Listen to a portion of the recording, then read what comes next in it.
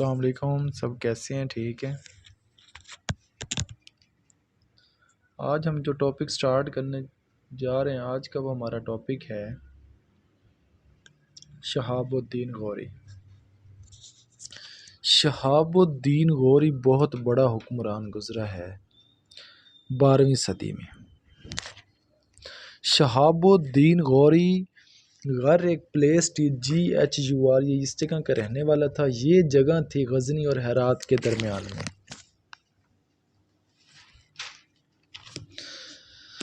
अब ये कुछ लोग इस बात का क्लेम करते हैं कि ये जगह अफ़गानिस्तान में थी, और कुछ ये कहते हैं कि ये जगह तुर्क थी या ईस्ट एशिया में थी, सेंट्रल एशिया में थी।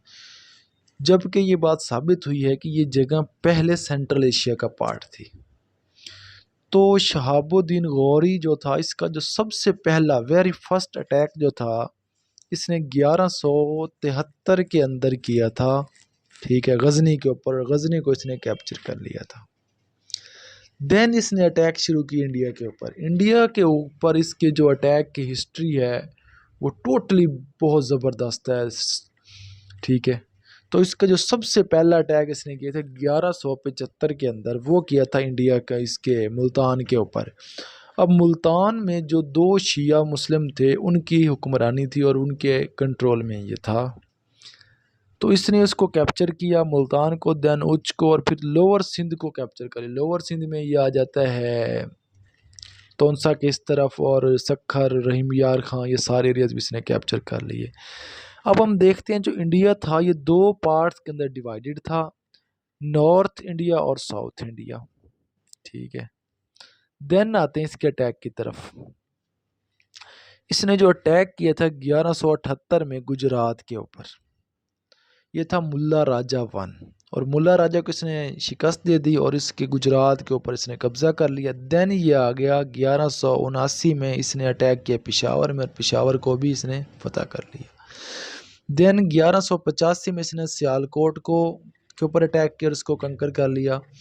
देन आते हैं 1186 में, जो इसका बहुत बड़ा अटैक था, लाहौर के ऊपर किया। और लाहौर का जो रूलर था वो था खुसरू शाह। खुसरू शाह गजनी डायनेस्टी का लास्ट रूलर था। अब ये गजनी कौन था? ये महमूद गजनवी था। महमूद गजनवी की जो डायनेस्टी थी उसका लास्ट रूलर था खुसरू शाह, जिसके ऊपर अटैक किया शहाबुद्दीन गौरी ने, और 1186 में इसको कत्ल कर दिया। ठीक है, और इस सारी रियासत, इसको लाहौर को और अजमेर को, जो जो एरियाज इसके अंदर थे, सब के ऊपर इसने कब्जा कर लिया। देन आते हैं 1190 में। 1190 में शहाबुद्दीन गौरी ने अटैक किया किसके ऊपर? बैटिंडा के ऊपर। बैटिंडा एक प्लेस थी, किसकी टेरिटरी में आती थी? ये था पृथ्वीराज चौहान 3। पृथ्वीराज चौहान 3 के एक रियासत का जो पार्ट था बैटिंडा, इसको कैप्चर कर लिया किसने? शहाबुद्दीन गौरी ने 1190 में। और शहाबुद्दीन गौरी इसको फतह करके वापस जा रहा था किसकी तरफ? गजनी की तरफ। इसको एक खबर मिली कि पृथ्वीराज चौहान आ रहा है आपसे लड़ाई करने। तो इसने भी अपनी फोर्सेस को प्रोसीड किया, नेक्स्ट चला गया, और बैटल ऑफ तारैन जिसको हम कहते हैं, तारैन एक मकाम है 80 किलोमीटर दूर। तारैन जो है ये एक मकाम है 80 किलोमीटर दूर, किससे? दिल्ली से। दिल्ली से ये 80 किलोमीटर दूर है। इस जगह पे शहाबुद्दीन गौरी और पृथ्वीराज चौहान की जो फोर्सेस थी उनका आमना सामना हुआ। पृथ्वीराज चौहान जीत गया और शहाबुद्दीन गौरी ये जंग हार गया। ये जंग 1190 से लेकर 1191 तक जारी रही, और उसके बाद जब शहाबुद्दीन गौरी ये जंग हार गया तो हिस्टोरियन ये कहते हैं कि शहाबुद्दीन गौरी ने 1 साल जूते नहीं पहने।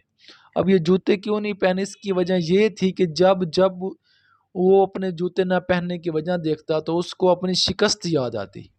वो अपनी शिकस्त का बदला लेने के लिए अपनी फोर्सेस को स्ट्रॉन्ग करता रहा। ठीक है, और इसीलिए उसने सेकंड बैटल ऑफ तरैन लड़ी 1192 में, और जो शहाबुद्दीन गौरी जीत गया। ठीक है, अब जब शहाबुद्दीन गौरी जीत गया तो इसने क्या किया?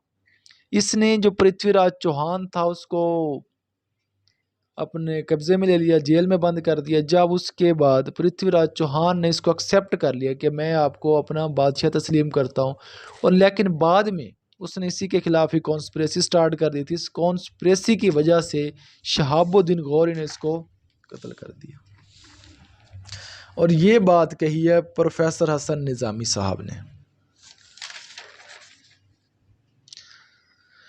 उसके बाद जब शहाबुद्दीन गौरी ने फतह कर लिया इसको, दिल्ली को, जो अंडर था इसके पृथ्वीराज चौहान के, अजमेर शरीफ को, और ये सारे इसने फतह कर लिए, तो इसने ये सिर्फ कोई इनकी एम्पीरियल डिज़ास्टर नहीं था, इसने पूरे जो एरियाज़ थे इंडिया के जो इसके पृथ्वीराज चौहान के अंदर थे सब के अंदर डिज़ास्टर क्रिएट, क्योंकि बहुत बड़ी जंग लड़ी गई थी।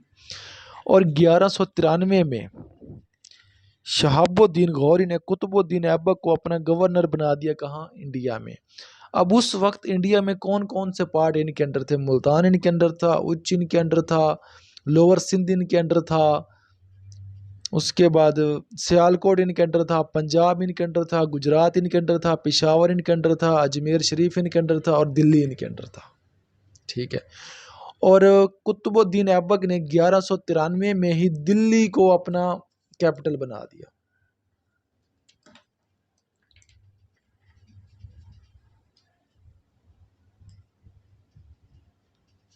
दिल्ली को अपना कैपिटल बना दिया।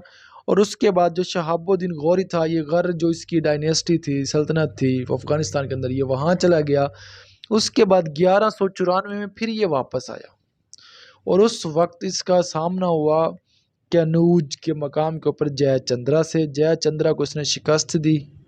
उसके बाद फिर ये वापस चला गया अफगानिस्तान। फिर ये वापस आया 1195 में, इसने फिर फतह किया किसको? बयाना को, ग्वालियर को, और ऑलमोस्ट जितने भी एरियाज़ थे इंडिया के अंदर वो सबको फतह कर चुका था। और जो एरियाज़ बाकी रह गए थे उन्होंने इसको अपना किंग मान लिया और अपना टैक्स पे करने लगे और इसके खिलाफ जंग ना करने का ऐलान किया।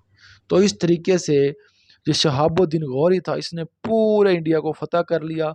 और उस वक्त इसका जो गवर्नर था वो था कुतुबुद्दीन ऐबक।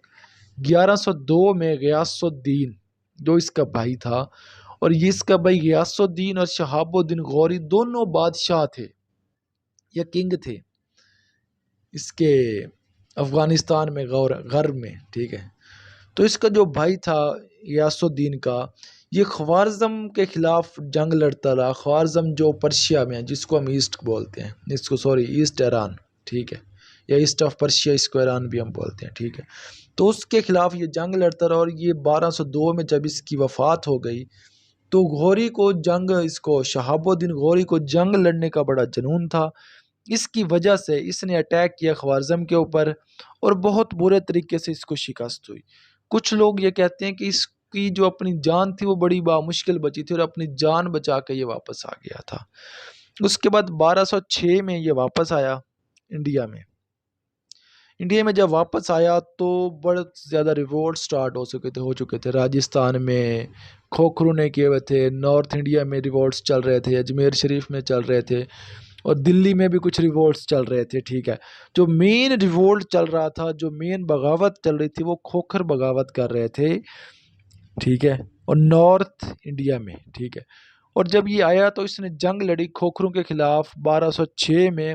जेहलम और चनाब के दरमियान में एक मकाम के ऊपर इन्होंने जंग लड़ी, और जो खोखर थे वो फिरसली, मतलब बहुत शिद्दत से उन्होंने जंग लड़ी, लेकिन बदकिस्मती से हार गए। और उसके बाद 1206 में 15 मार्च को जब ये वापस जा रहा था, पूरा इंडिया उस वक्त इनके कंट्रोल में था, कोई रिवोल्ट्स नहीं था, पीस हो चुका था। कहीं कहीं जगह पे लोग हल्के हल्के मतलब बगावत कर रहे थे, लेकिन टोटली जो कंट्रोल था वो किसके पास था? कुतुबुद्दीन ऐबक के पास। 1206 में ये वापस जा रहा था गौर की तरफ अफगानिस्तान में, और इंडस रिवर के ऊपर 15 मार्च 1206 में ये शाम की नमाज अदा कर रहा था। जब शाम की नमाज अदा कर रहा था तो किसी अननोन पर्सन ने इसके ऊपर अटैक किया, जिसकी वजह से ये ज़ख्मी हो गया। स्टैब्ड, इस टर्म होती है स्टैबिंग, ज़ख्मी हो गया। Then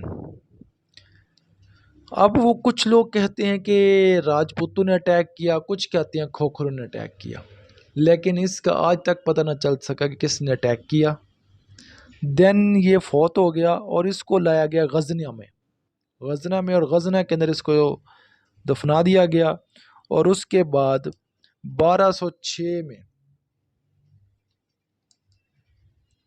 slave